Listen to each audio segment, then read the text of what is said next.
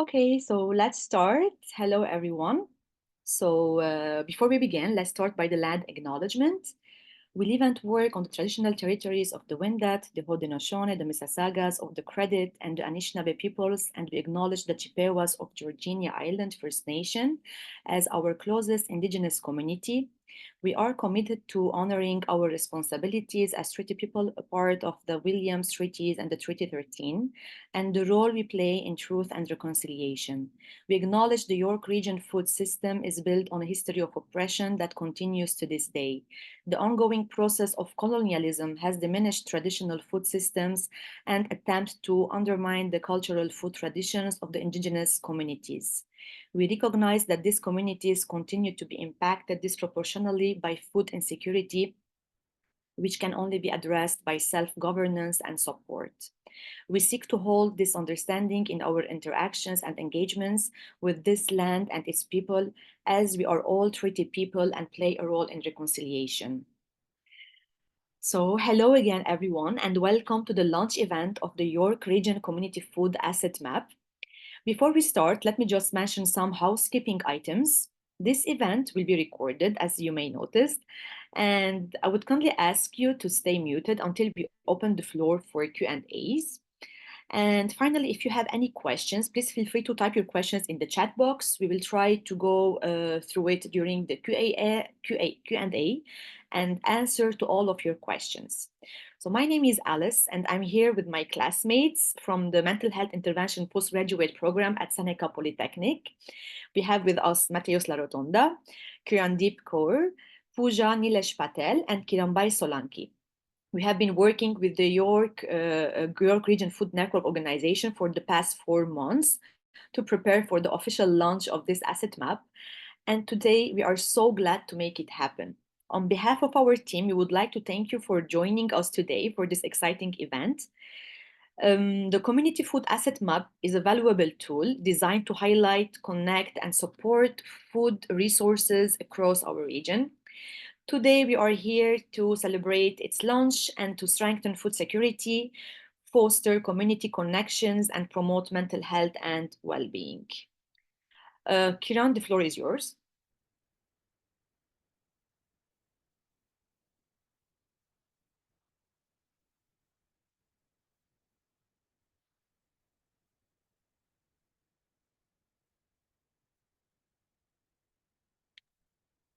Kiran. Okay, so I will take on from here.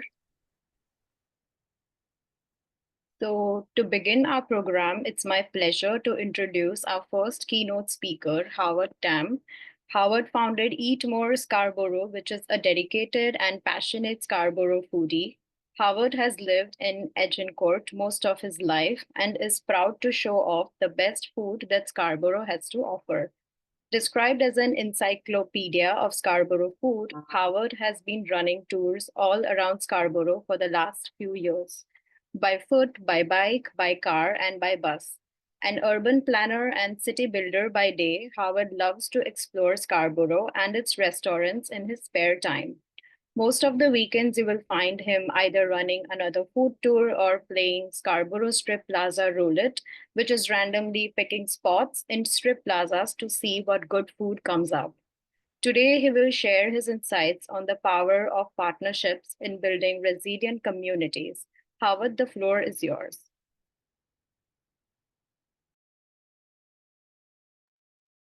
Hi, hi everybody. Thanks for that wonderful introduction. Yeah, I am Howard. I'm from Eat More Scarborough. We are a food tour company based in the Scarborough area, so just south of York region, and we focus on telling Scarborough's food stories and finding ways to talk about all the great and diverse food options that are available here in the East End of Toronto. I'm just going to do a quick screen share just to short presentation that I've got just to highlight some of these points. So just one second here. Okay, so I've got this up now. Let's go. No tech problems. Hope everyone's doing really well actually today. This is a really actually exciting event when when the Food Network reached out and asked me to be a part of this, I was really excited actually by the idea of a food map. It's really cool to like connect all the dots together, and I think that's a lot of like the theme of connecting people together and connecting the dots together really actually is a lot of actually what we're trying to do as well. So, and so today I'm going to talk a little bit about how we've been trying to build out that idea of Scarborough as a food destination, and a place where people can come and actually enjoy really good meals and have a really fun and good time. So we are Eat More Scarborough, food tour company. We've been running food tours here in the Scarborough area since 2018. So pre-pandemic, we did pause in the years during the pandemic, and then we came back actually even stronger than before. And our suspicion was that many people were looking for more local and authentic experiences post-pandemic, and wanted to engage with us more. So I call myself a foodie in chief. I identify as a foodie. I love eating. I love trying new places. I love discovering restaurants, and that's actually how I got into this. I've lived in Scarborough most of my life, and it was so in 2017 when the Scarborough story started picking up. People were very, very excited about Scarborough food, and so a lot of my friends started asking me, "Oh, can you take me to try some of these places?" I'd heard that there's some really good, diverse restaurants in Scarborough, and I started doing that. And over time, that evolved into these like mini tours. And some of my friends just suggested maybe you could just run this as a business, maybe. And I was like, "Oh, I never thought about that." And then I put up some Eventbrite pages, and lo and behold, people actually signed up and showed up. And I was like, "Oh, okay, maybe this is actually a thing." So it kind of grew out of that as a bit of a hobby business, and now has actually become a lot more of an actual professionalized tour operation that we've been doing now here for a few years. I'll talk a little bit more about that in a bit, but just wanted to give that context and that story of where we came from. Um, to date, we have run close to 60 tours, bus, walking, carpool tours, encompassing actually over 850 participants. So each tour is about anywhere from 5 people, that's our minimum, up to 35 people, that's our maximum. So we've been doing different group sizes all along, but if you add it all up, it's about 850 people that we've managed to bring out and experience this really amazing food scene. Our interactive tours often combine food with cultural and restaurant storytelling. So a lot of what we're trying to do is introduce people to different diverse foods that they may not have tried before, introduce people to the culture behind those foods, and talk a little bit about the restaurant themselves. So story about the restaurant owners, stories about how the restaurant got started. Those are really interesting topics that we find that people who want to do these tours really love. And we sometimes customize that based on the crowd or the audience that we have. So we have like a variety of different facts that we can bring up, but we sort of mix and match them as the audience demands. And as part of this, we've done like private birthdays, we've done school trips, done corporate retreats as tours, and people really actually love that. It's a very fun way to engage with each other, especially the corporate retreats. Like as we live in a virtual world now, there's so many staff that end up actually meeting each other for the first time on one of our food tours, and just like the "hey, you're taller than I thought" kind of points that come up a lot.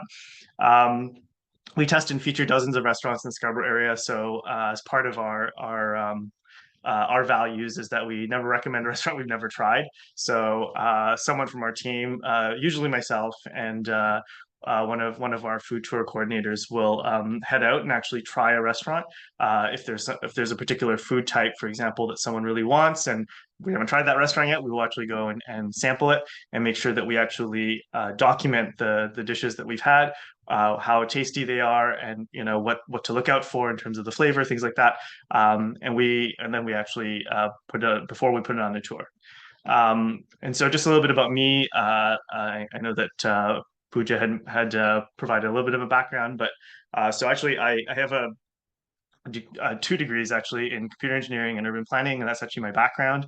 I studied both of those in a much earlier time in my life. And I actually have worked for the province of Ontario as an urban planner before I actually started my own consultancy specializing in strategy and community consultation, which was called Think Fresh. And we were active for about just under 10 years. And then actually more recently, I've actually transitioned more fully into the food touring business now, as of actually just literally this summer. We've been very busy this year. And so I decided to take that on and kind of tone down some of our consulting work, or my consulting work, sorry. I am, of course, passionate about food and about Scarborough's story. The plate like where we came from as a city as a for some of you who don't know, like we used to be in our own independent city, the city of Scarborough, and a history that goes back quite a fair bit. And then, of course, we got merged with the rest of the city of Toronto and became just another district in the city of Toronto. But I am passionate about sort of telling that story and also, like, again, how we've grown and developed as a city and as a community here in the Scarborough area. So underneath the hood of all of this, I wanted to speak about a bit more about partnership and sort of how that's been part of our lives. I want to talk a little bit about what we're really trying to do and how sort of that partnership piece and the community piece fits into what we're trying to do. So, as I mentioned at the top of the presentation, our mission really is to tell Scarborough's food stories to the world, and that's actually it goes beyond just a food tour because it's really about actually showcasing the types of food, the types of dishes, the types of cuisines, the types of people who make those cuisines, right? Um, to the broader public. And so food tours are really just one methodology that you can use to do that storytelling, but there's many other ways that we can do that storytelling. And so underneath all of that, really it's we want to work actually to build a sense of place and identity via food stories so people can appreciate what they're eating, where it comes from, and the people that make it. And so that's a really important piece and a very important principle that we work with in the ways that we do our food tours. So a lot of it is like we don't just talk about here's a restaurant, here's a dish, because I think you see that a lot on social media.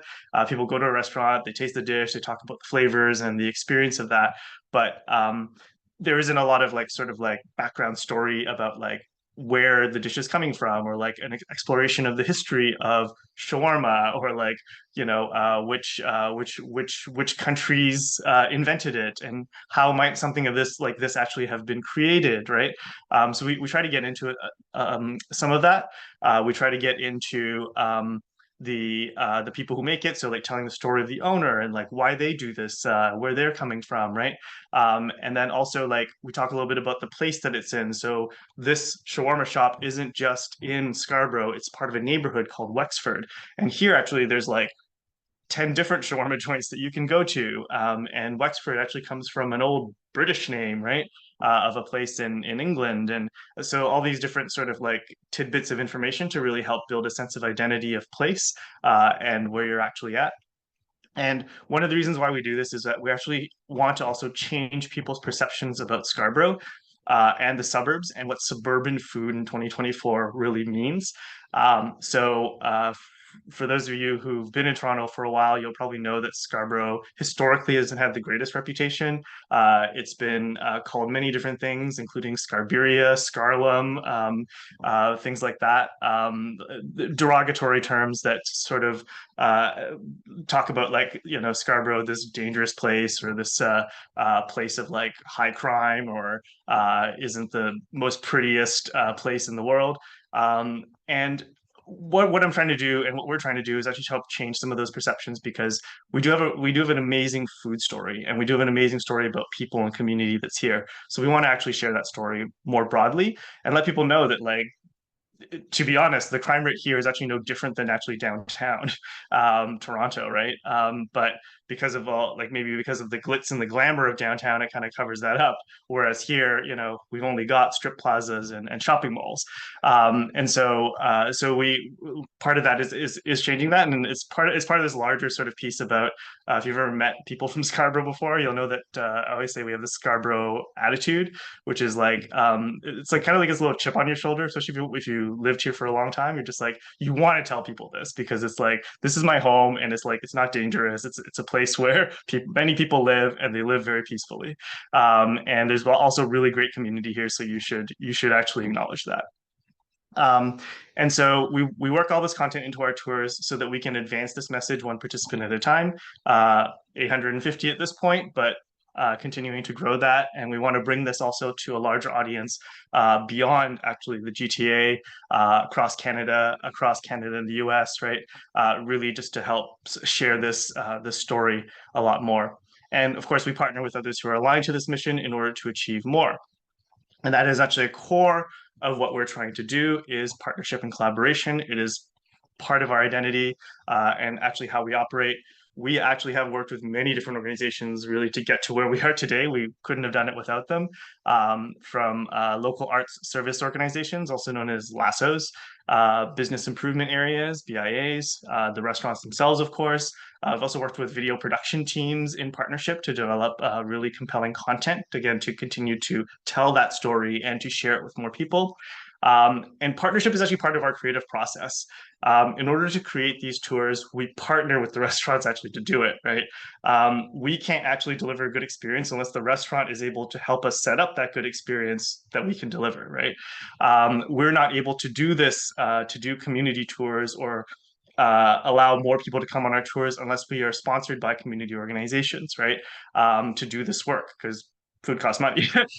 So all of these things are all part of the process, and it actually helps us to create things. Our longest serving partner actually has been an arts service organization, Scarborough Arts. We've actually worked with them for almost 4 years now. And every year they provide some sponsorship for our tours. We talk about actually how to create really compelling experiences for people and guests, right? Like this year we tried something completely new. We did in partnership with them, we created a summer solstice tour. So on June 21st, the longest day of the year, we got people together in Bluffers Park. We went on a food tour of restaurants in that area, and then we came back and then we lit a bonfire and just had a chat, a nice fireside chat with the guests. So this is all part of it, and so we work together to create the tours, the games, right, that we use on the tours, special events. We've also done documentaries with Scarborough Arts in terms of again doing more of this like food storytelling. We've also worked closely with numerous restaurants, Destination Toronto, the DMO destination marketing organization for the city of Toronto, the Downtown Young BIA, Wexford BIA, Greektown on the Danforth BIA. And really the partners ultimately for us help us stay local and community focused, which actually is very vital for actually the business that we're in, which is culinary tourism.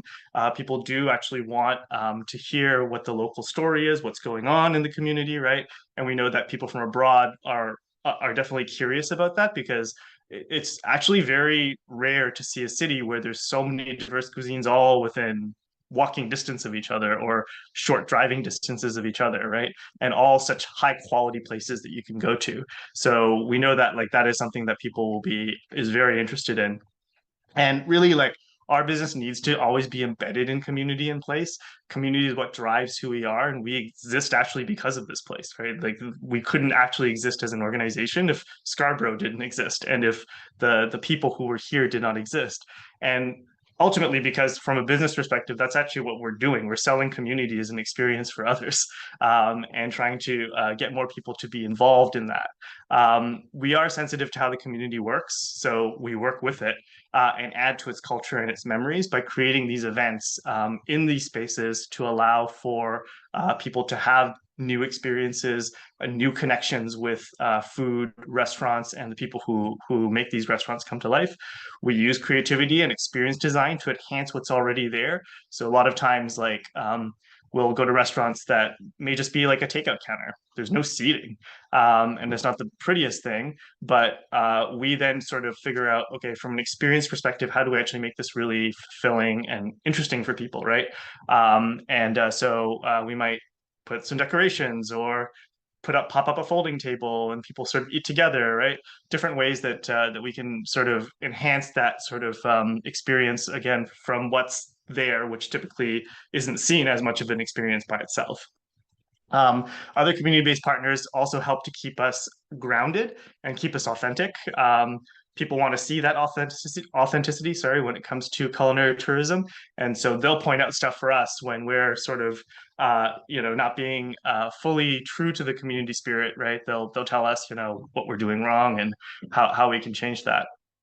And this slide here just wanted to share sort of like our insights in creating lasting partnerships that have worked. So long-term partnerships for us. I think really it's always being clear on objectives and what each party is getting out of your time together. Just being blunt about it and just stating like what the value actually is for you, for the other party, right? And knowing what those values are so that you can truly like align them and make sure that you're chasing after the goals that you want. It's really when somebody feels that they're not getting value out of that relationship, that's when it starts to fall apart. Always have clear written agreements.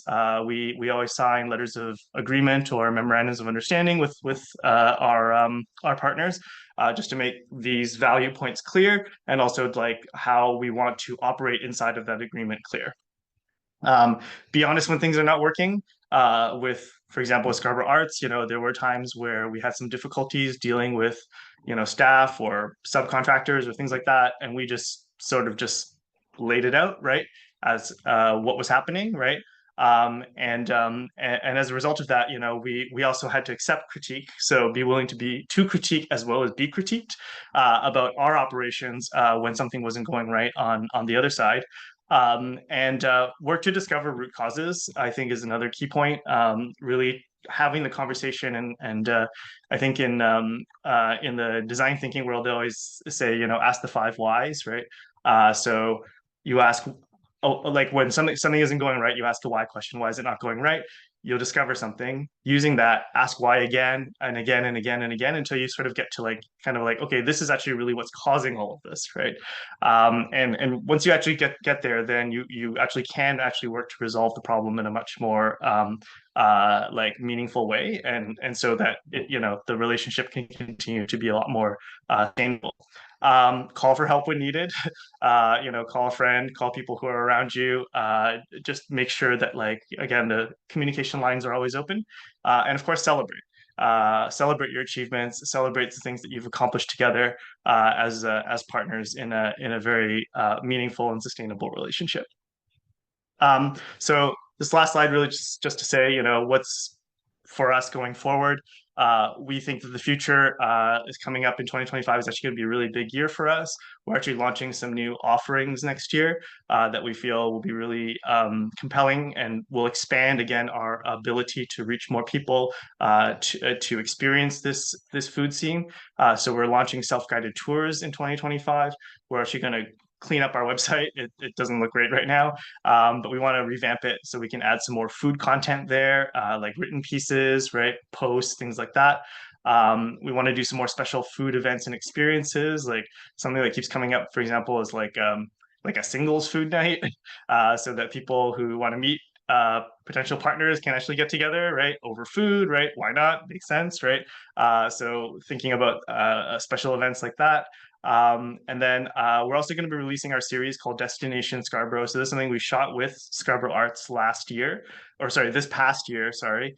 And it's actually a series exploring the restaurants in Scarborough a little bit more, and some of the cultural activities you can do in Scarborough a little bit more. So that's going to be coming out in 2025. We're also going to One of the other pieces is also we are excited about growing the culinary tourism scene in the GTA.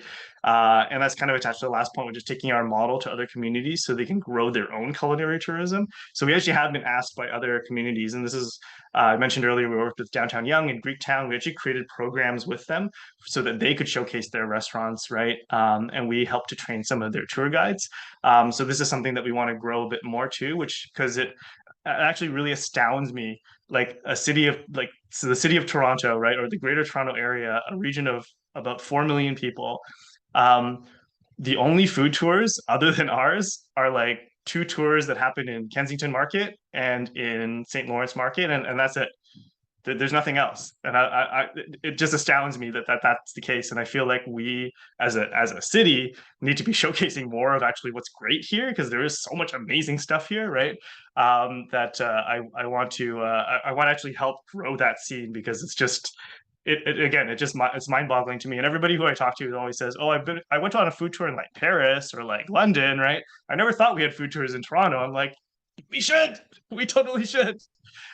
So anyways, this is just a piece that again I'm just always wowed and astounded by. So that is something we'll continue to work on, and ultimately come join a tour. This is some photos of all of some of our past tours, events. We got interviewed by CTV News at one point. And there's also this piece about the owners and how much they appreciate actually what we do. So Ali, for example, from Gadir, which is down in Wexford, fantastic shawarma, has really we've worked with him a lot actually to create really amazing experiences in his spot. And so he's always very thankful. And it does have impact on the owners in terms of increased business and people coming back after the tours. So yeah, thank you. That's our contact information. If you want to learn more, follow us on Instagram, email, or LinkedIn as well. Thank you. Thank you, Howard, for the insightful talk. We will now open the floor for questions, and please feel free to type your questions in the chat, or you can raise your hand to unmute.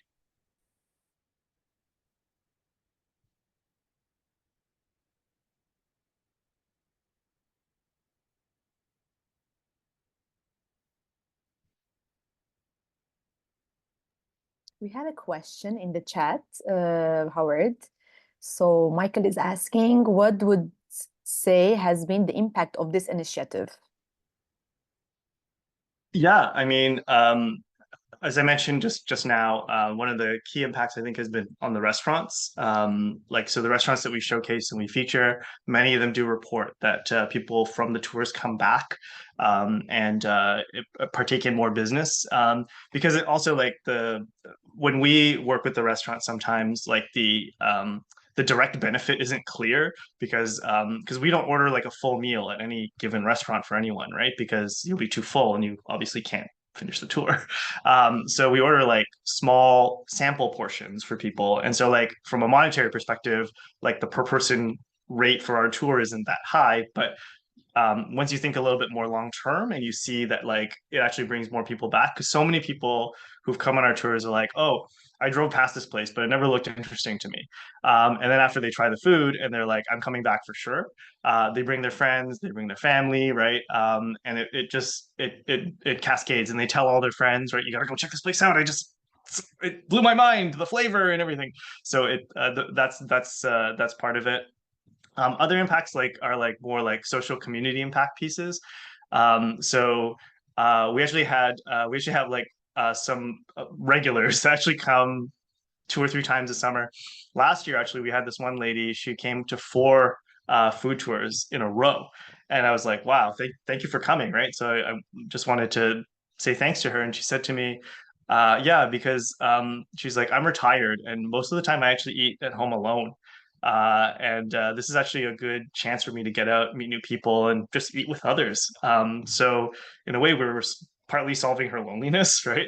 And as we know, that's a big problem in our modern society. So there's those impacts as well, and then of course there's just I think the pride that comes with doing these tours in Scarborough. Over time, people who are from Scarborough who come our tours are just so excited just to see like their community being showcased in this way, and recognizing the food and the restaurants that are here. So yeah, lots of really cool impacts, and big and small, I think, have been come out of this sort of initiative. Yeah.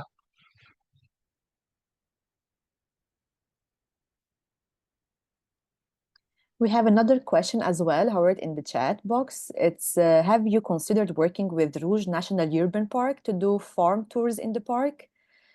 Food comes from farms. Yeah, so that is something that we're considering for next year. And I also saw earlier someone was asking about why Scarborough is not part of York Region. Well, one connection that we actually do have actually is with some folks up in the city of Markham. And a side note is that they are also developing their own culinary sort of experiences up there. And so we might actually be working with them next year to help build some of that. And connected to the farm piece is that there actually are some farms up in Markham that that folks were actually excited about including on a tour. So we are considering that, including farms and like, yeah, understanding again food systems in a more comprehensive way beyond just the where you're eating at the dining room table. Yeah.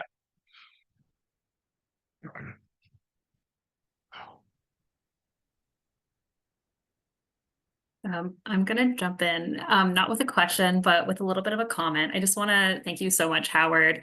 I feel like even though you're working in like the culinary tourism sphere, and our map is more in like the nonprofit sector, and there's like some farms and things and such on the map. I just feel like there's certain things that you said and you shared that really just go across lines in many ways, where like you're talking about partnerships and like also like the idea of celebrating achievements, which is why we're even here today. And also like I like the idea of like you sharing the stories. I know that's something my organization always talks about too, is like sharing food stories. And I think the final thing, or there was many things that stuck out to me, but one of the other things that stuck out was like this idea of like trying to improve the reputation of Scarborough. And I think in York Region, we have sort of almost an opposite issue where I know there's a lot of like hidden poverty, for instance, in York Region, and maybe not a lot of knowledge of like what community services exist. And so like the idea that our asset map is also in some ways just sharing another part of York Region that some people might not even know about, and maybe change that perception too. So anyway, I just wanted to say I really appreciate your talk and like how many things you touched on. And I'm just drawing so many connections between what you said and yeah, what we're doing here today, I guess. So thank you. Thank you.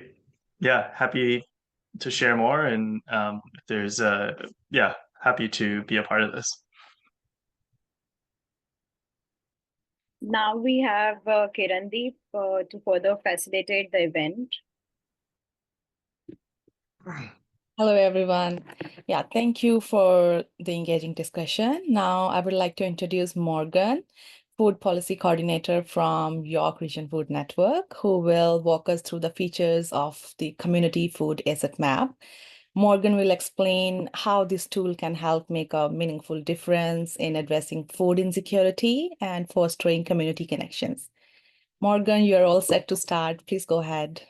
Excellent, thank you. And again, huge thanks to Howard for coming in and sharing yeah, his experience and everything like that. So I'm gonna start with sharing my screen. Give me one second. There we go. So first of all, thank you everyone so much for being here. As I sort of mentioned earlier, this is really just a moment to celebrate the launch of this asset map. It's been a long time coming, so I'm really excited that you're all here to sort of participate in this celebration.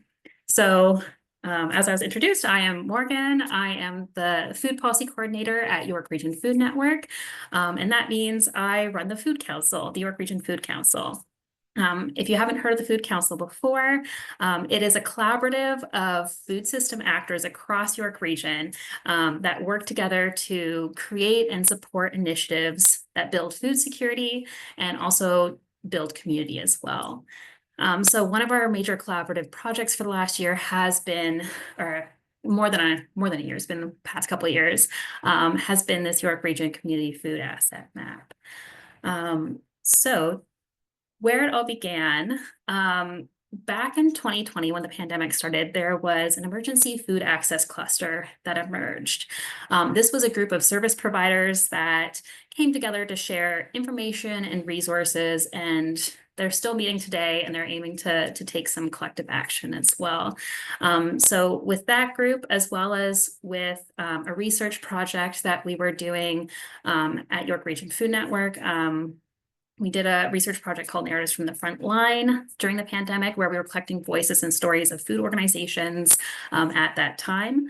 From both that research and that emergency food access cluster, we heard that some type of resource, ideally a map, would be really helpful for service providers specifically to understand what's happening around them, where gaps in services might exist, and who is out there for folks to partner with. So when we heard all of this, as a food council, we said, hey, that's actually an area where we could step in and create some kind of resource that would meet a need. So as the Food Council took on this asset mapping project, we went in with a handful of objectives. So first, we wanted to highlight the existing food resources in York Region. We wanted to promote connections and partnerships. We wanted to enable service providers to connect with other local food assets. And we also wanted to understand the gaps in services, that, as I've already mentioned, as well as create a baseline data set for policy planning and advocacy. So as we took on this asset map project, again, it all started with community and hearing from service providers themselves. So when it came to actually constructing the map, we went back to those folks and said, what do you want to see? How could this be useful? And so we ran a handful of focus groups. Again, there were like food pantries, food banks, community organizations, school food representatives, farmers markets, economic development, and so on. All of those folks had a say in our initial consultation phase with this map. After that initial consultation phase and those focus groups and consulting those 40 stakeholders, we developed some kind of plan, brought it back to a couple of folks and said, this is what we heard. Where are we missing things? And also, here's some more specific questions for you. And from those validation sessions, we heard a huge emphasis on service providers as the target audience for the map. We heard that people wanted to use it for partnership and networking. And we also heard that people wanted to understand the resources that their service users could access. So with that, we started collecting data. At first, we looked mainly at publicly available information on websites, social media, and so on and so forth. And again, when there was gaps in information, we ended up contacting a handful of people to round out some of that information. So from there, we had some lovely folks at York Region Public Health that we partnered with to actually map the data. So it's all thanks to them that you get to see this beautiful map in just a moment when I actually share it. So when it comes to who should be using the map, that's one of the key things that I wanted to talk about. So as we heard from the consultation, really the map is, for the most part, intended for service providers as well as businesses to connect with other local food initiatives, identify opportunities for collaboration, like build partnerships and exchange information and that type of thing. It can also be used by researchers to explore the York Region food system, access data, and connect with potential partners. It's also meant for community members in a more broader sense, so that the general public can just learn more about the food resources and the amazing things that exist in York Region. And finally, we have policymakers and advocates.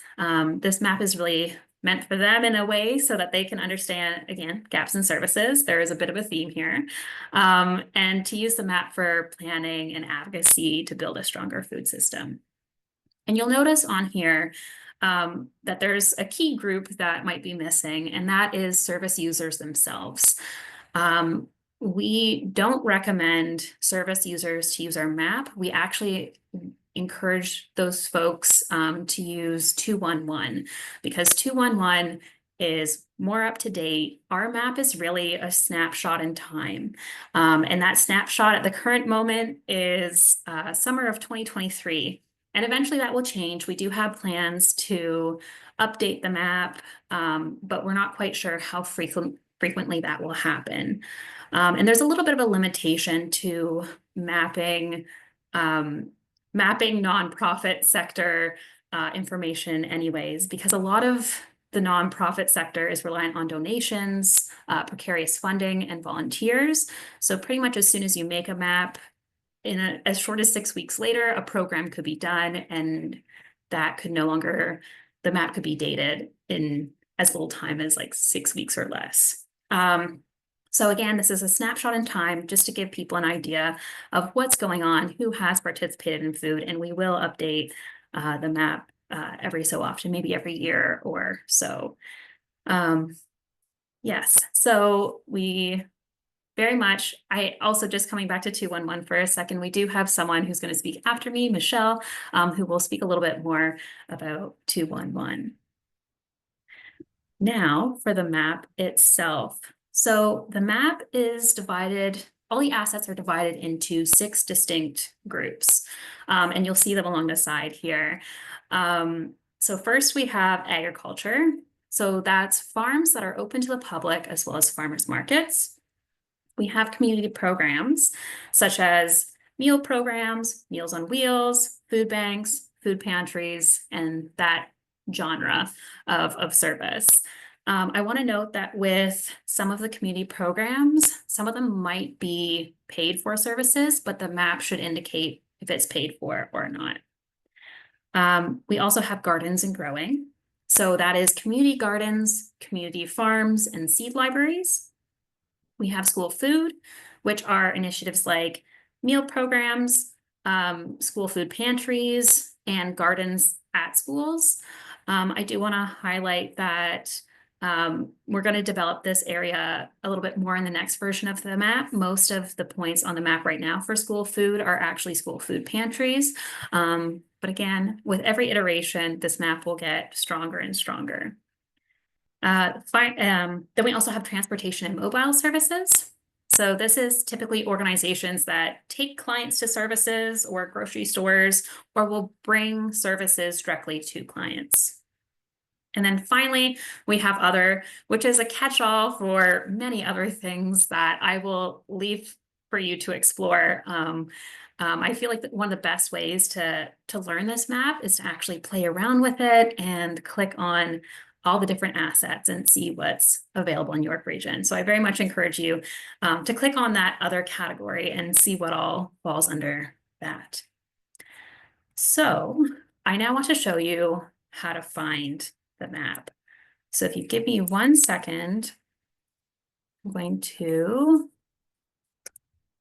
escape here. So the map itself, the York Region Food Council, first I'll say, is housed within York Region Food Network. So for the current moment, all of our information as the Food Council is on the York Region Food Network website, which is yrfn.ca. So once you go there, you can go under, sorry, I was just making sure I was still sharing here for a second. Under there, you can go to what we do, Food Council, and then, York Region Community Food Asset Map. And that will lead you to this lovely landing page. It goes through some of the information that I've already said, including for those seeking supports like food banks or community meals, please visit 211. Goes through all this information. Eventually you scroll down and you get to this asset map here. The legend pops in and out, which we will just get rid of that for a second.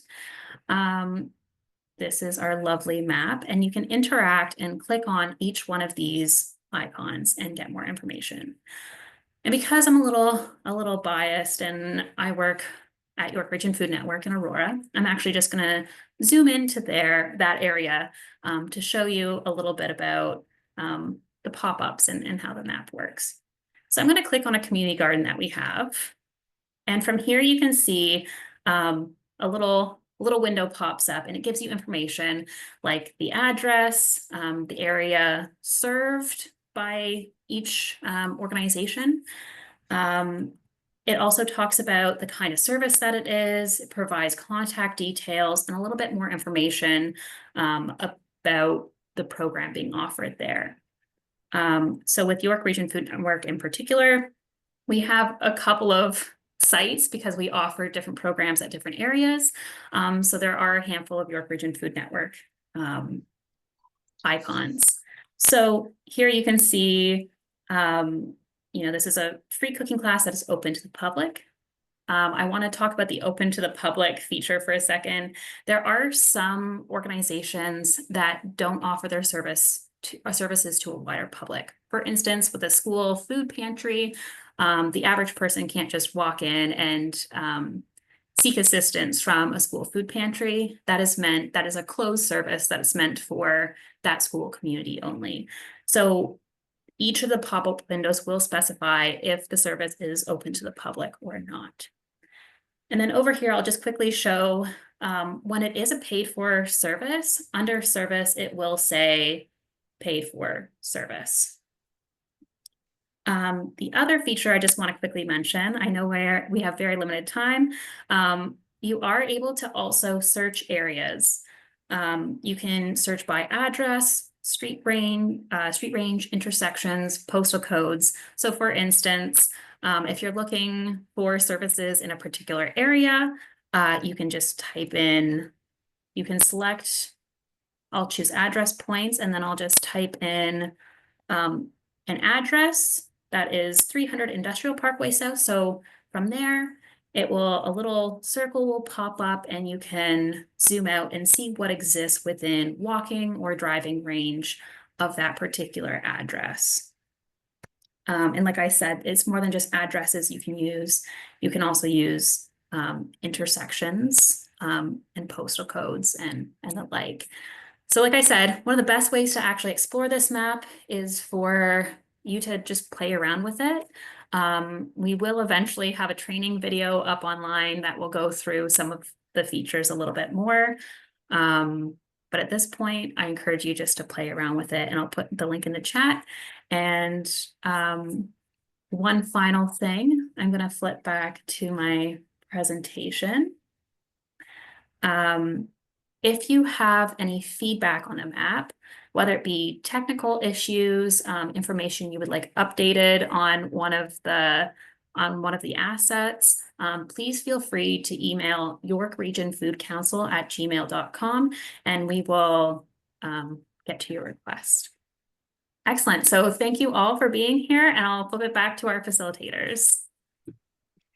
Thank you, Morgan, for that fantastic presentation. Now we are excited to welcome Michelle from 211. So Michelle Watson, who is the Partnership and Outreach Coordinator at Find Help 211. She has worked for many years in information and referral as a data editor, a service navigator, and now supporting internal initiatives at Find Help 211 with a focus on delivering 211 outreach, especially at Durham and York regions, and coordinating Find Help information and referral training. Michelle will share insights on how 211 connects individuals and family to critical resources and services in our community. Michelle, you can begin now. The floor is yours. Thank you very much, Kirandeep. I'm going to share my, may I please share my PowerPoint? Yes, you can. Are you able to share it now? Let's see. Aha, yes, I can.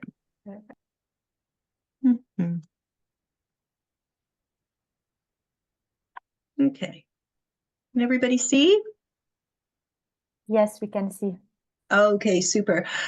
So thank you very much. I'm very happy to be here today. My name is Michelle Watson. I'm with Find Help 211, and I'm here today to, I guess, to sidebar, on the wonderful York Region Food Asset Map launch. Just, as Morgan was saying, it would be challenging for people seeking services to maybe find what they needed that way. But I just wanted to make sure everybody knows that there is a service that's available to everyone, 211, and I'm going to just give you a quick walkthrough of one of our 211 outreach sessions. I'm sort of tailoring it to this, and I know I don't have as much time as I usually would.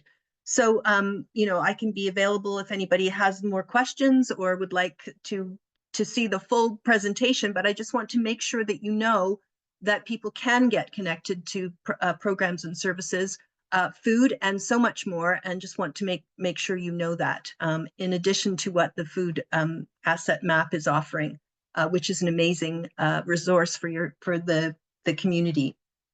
So we're going to start by just saying that, telling you who we are, encouraging people to make the right call to 211, how people can connect, who will answer the call, reasons to call, and the database that we have that anybody can use. And Morgan, don't look too worried. I'm going to not take up the rest of the day. I'll just take up the few minutes. So I'm going quite quickly here, everyone. But we do connect people 24/7 to multilingual navigation and crisis response, specialty helplines, online searches. We manage a comprehensive database of information and human health and social services in partnership with our provincial partners and other partners. And we provide community intelligence so that people can understand what things are what the special needs are, and what the needs are that are not being met. Very like you were saying, Morgan, as well. We recognize the diverse needs of people across Canada, and we provide special support for individuals, families, seniors, youth, people with disabilities, and members of Indigenous, Black, and LGBTQ2S+ and newcomer communities. And we deliver equitable service to the most vulnerable in our community. Just a snapshot of 250,000 people plus supported by us in this year via phone, chat, text, email, and follow-up. We are 24/7, 365, free and confidential to anybody. We offer follow-up and advocacy for complex issues, and we're available in 200+ languages through an interpretation service, and we do have 24 languages in-house that we can support people in. So we call these N11 numbers, and I'm sure that you have seen some of them, most of them. I'm not going to take as long as I usually do over this, but there's one for every digit, and I'm sure you're familiar with many of them. Okay. This is the newest one, the 988 Suicide Crisis Helpline, which is available 24/7 across Canada. And then 211, information and referral on social, community, and related government services. So again, we are available 24/7 by phone. Text and chat is available at reduced hours, but those are 7 a.m. to 9 p.m. Monday to Friday and 9 to 5 Saturday and Sunday. We do help people via email sometimes. And of course, our online database is available 24 hours a day if you are connected to the internet. We do have a team of AIRS certified, or it was formerly called AIRS, it's now Inform USA certified service navigators. And they are able to help people. They are folks who live and work in the GTA. They answer the calls live, and they are there with a lot of knowledge, a lot of training, and a lot of empathy for people who need connection to programs and services. So, we do have, as well as food that is so well mapped in York Region through the York Asset Map. These are the other kinds of pieces of information that we have. And, we know that when people are seeking food, they often have other things happening in their lives that they need support with. So we want to connect people wherever possible. If they need financial assistance, so ODSP or OW, Ontario Works, maybe that's the thing that will help them, or some of the CRA programs, Canada Revenue programs. Maybe there's an emergency assistance program in their community. So all of that kind of information. Food, which we have sort of drilled down into a little bit. So food is not just food banks. Some people think just food banks, but of course there's so many more pieces of information around food, the special diets that people might be seeking, infant formula and diapers that food banks, food delivery, food for seniors. We talked about some of those things, Morgan did. When people are looking for help with utility bills, so utility assistance programs and water bill assistance programs, and utility meaning gas or electricity. Some people out in the away from the towns and cities might need help with their oil tank or with wood. So all of those kinds of programs. Community support, I'm talking about government programs, recreation centers, libraries, volunteer programs, those kinds of things. I am going quickly. I don't usually do it at this speed, but I want to make sure that I just you understand the breadth of information that we do have available to us to connect people to things. We do have a very empathetic team who are a good listening ear for people when they might need someone in their corner. And maybe that's a senior, maybe that's somebody new to the area, maybe that's a newcomer. So listening, understanding, and connecting people where it makes most sense for them. For seniors in need of transportation, like there are volunteer driving programs. There's also programs where people can go through an agency. There's also the municipal or regional transportation systems that sometimes have specialized transportation. So all of that kind of information. Snow removal programs, I think the ship has sailed on those. The people have already registered for those, and we're just waiting for the snow to fly. But all of those kinds of pieces of information that when people need to get connected. People coming in out of the cold at this time of year as well. So where are those programs? How can people get there? What's the closest to them where they find themselves? And tax preparation, where that's going to be coming up before you know it. People who have filed their taxes are able to get connected to some of the other programs that offer them financial assistance. So really trying to get people connected to getting their taxes done, whether it's just for this year or whether they've missed a few years and they need to get up on their back filing. That is possible as well. So we have information to connect people there. People needing help getting clothing for their children or their families, so information around food, clothing banks, thrift stores. Maybe there's sometimes in communities, there's giveaway days and things like that. So connecting people to that information. Looking for a new career. So Employment Ontario programs, where are they located? We have all that information. Things around apprenticeships, training, upgrading, job search, job support, all of that kind of information. And very importantly, mental health. So all the programs that are out there for people around addiction support, support groups, community mental health services, distress lines, warm lines, in-person crisis support, youth mental health programs, and some of the programs that are helping people who are in crisis in your community. So I know in York Region, they do have that program that's available. So all of this information is available through 211, either through a call or by searching online, where all of our information that our service navigators have access to, the public has access to in a public-facing type look. And I'm going to show you what that is in a moment. So when someone calls 211, the service navigator does a needs assessment, listens, understands where that person is, what they need, gives the information as needed. What is the most, is that person eligible? Are they the right age? Are they in the right location in the town or city to be eligible for that program? If that person calls with trouble, especially, or needs, especially around food, mental health, or housing, wherever it makes sense, we would offer that person a follow-up call. So to say, you are having a bad day today, I can hear that. Would you like me to check in with you in a couple of days to see how you made out? Did you make that connection? Maybe at that time you will have more time for more information that you can take on. And then recording the information that we hear from people in a disaggregated way to be able to report back to the community. What are those needs? What are people struggling with? And so we ask questions so that we can determine what's the best way to get people connected.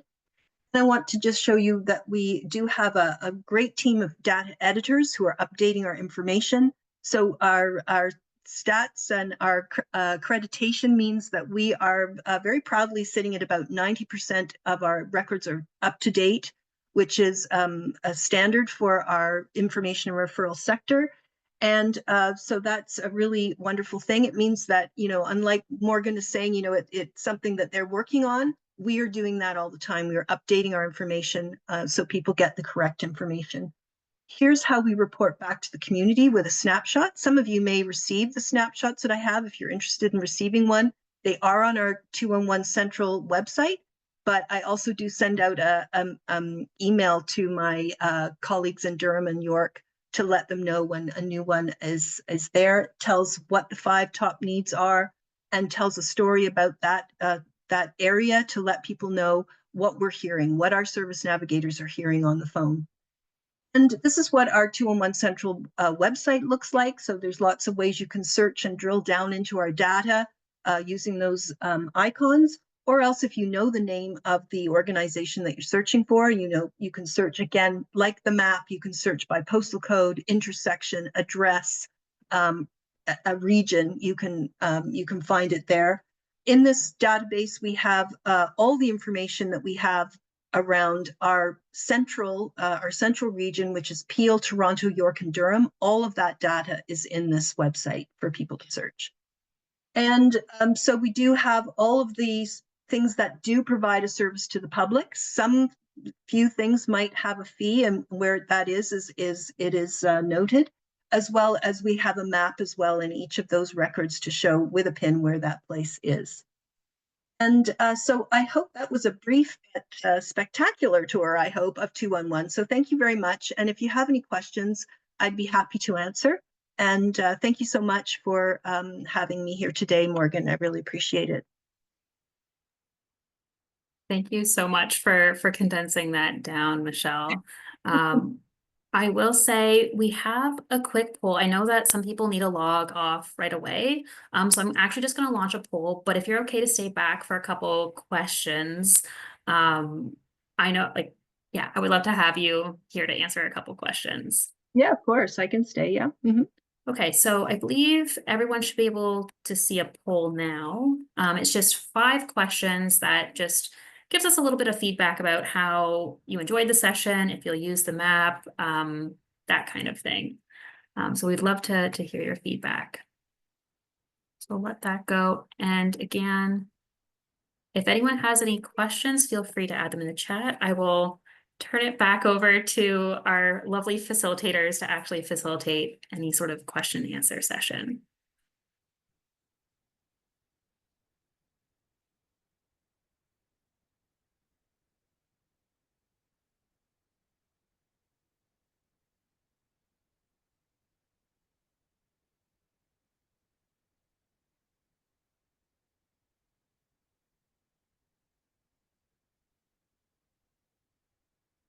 Okay.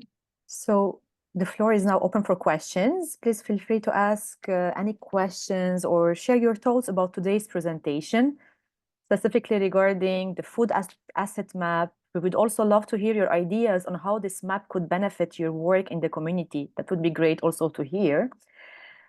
Yes, the floor is yours. Whoever has any question, yeah.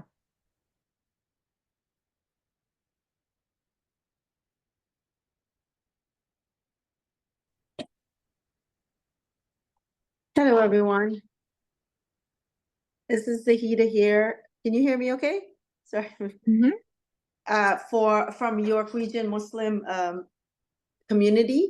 Thank you so much for all your presentation. Very informative.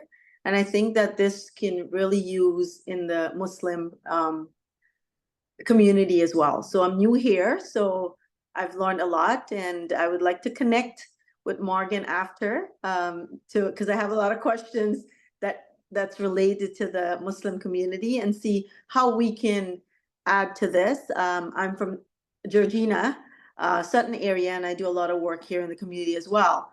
But I would really like some more information. I love Michelle's presentation because I think we really can use that. So thank you so much. I put my email in the chat for you, so we can connect later, either like via email or a one-on-one call. I would love to chat with you a little bit more. Thank you.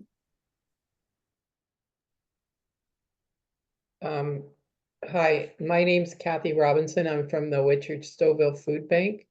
And I just wanted to say to Michelle, I've had occasion to, and maybe to share with others, that I've had occasion to use 211 on many occasions on behalf of someone, and the staff have been wonderful and extremely helpful. And so not just for the person needing it, but if you have, you know, some of your clients or even family members, I would encourage anyone to talk to them. They've been nothing but helpful. That's great to hear, Kathy. Yes, anybody can call, and yes, we do get service providers calling us on behalf of clients, you know, people in need themselves, calling for a grandfather, calling for a niece, whatever it is. So anybody can call and get the information that they need. Michelle, I believe there is a question in the chat box. How do 211 update the data as the frontline service are changing all the time? And how do we know those are the accurate info we are providing to community members? Yeah, that's something. So for our certification purposes through Inform USA, each record or piece of information needs to be updated once a year, once annually. That is the standard. But we know, as was discussed previously, that there are so many agencies that stop a program, move, change the executive director, you know, any of those pieces of information. So we do have a very good, I would say that our editors, you know, do their best to have a good relationship with agencies so that they know that their information is welcome at any time. It doesn't have to be once annually. And certainly during the pandemic, that was something that we were doing all the time, updating information about hospitals and pandemic, you know, sites for COVID shots. And, you know, so yes, we absolutely can take people's information at any time. And there is a way to do that on our 211 Central website, to be in touch, to say I have an update or I have a change to make. So as I said, we do have a 90% update rate at this time. So we're very pleased with that. And we do our best to get a hold of all these agencies and update their information. And because we know that information that is not up to date is not helpful. Thank you, Michelle. I think there's another question for you, Morgan, regarding the food asset map. Yeah. Yes. So the question is, as the food asset map is dated to a specific time, so how can the map continue to be relevant in the future? So this is something that we were very aware of going in, that 211 has so many more resources than we have in order to be able to actually serve people who are in need, like people who need to seek services. So that's why when we came into the map development process, we were very aware of that and wanted to sort of have our own little niche and not duplicate something else that someone is able to do better. So the idea behind the map is that it's a snapshot in time. So one, it can act as a way for us to compare now versus what's happening in a year from now, and that change over time. From the Food Council perspective, that helps us with advocacy. It helps some of our evaluation processes. But from a more general standpoint, even if an organization, even if it's not up to date, if one organization at one point, maybe a year ago, offered a cooking class, that is still someone that, as a fellow organization, we could reach out to and say, are you interested in partnering on something? You've had an interest in food in the past. We can talk about our clients and where there might be shared needs that we could work on together. Really, the map is meant to build partnerships. So even if it is dated, there's still information that is important on the map of people who have run programs or participated in programs in the past around food. So I'm just sort of reading the second part of this to make sure I'm getting everything. So the person also said, AKA the plan to update the map in the future, as we know that many places have food resource maps, which has become unhelpful over time. Yes. Yeah. So again, this is something we've been very aware of going into it, and it's something that we've talked about over time as well. So that's why we do have a plan to update it every so often. And it's really meant to be a resource that people can use for partnerships, as well as, again, that data and advocacy piece as well. As much as things can change quite quickly in the nonprofit sector, it's not like things can change within a period of 6 weeks, but generally organizations still have similar missions and similar values that are relevant for partnerships and that kind of thing. I know that was a long rambling answer, but I hope that sort of tackled that question. Yeah.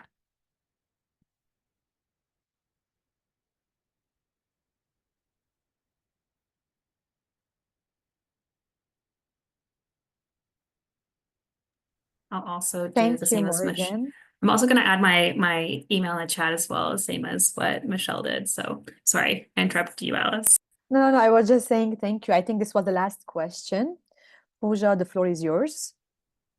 So as we come to the end of today's event, we would like to thank our wonderful speakers, Howard, Morgan, and Michelle, for their inspiring and informative contributions. We also want to thank all of you for joining us in celebrating the York Region Community Food Asset Map launch. This tool is a testament to the power of collaboration and community, and we look forward to seeing the impact it will have in addressing food insecurity and strengthening connections in our region. Thank you again and have a great day.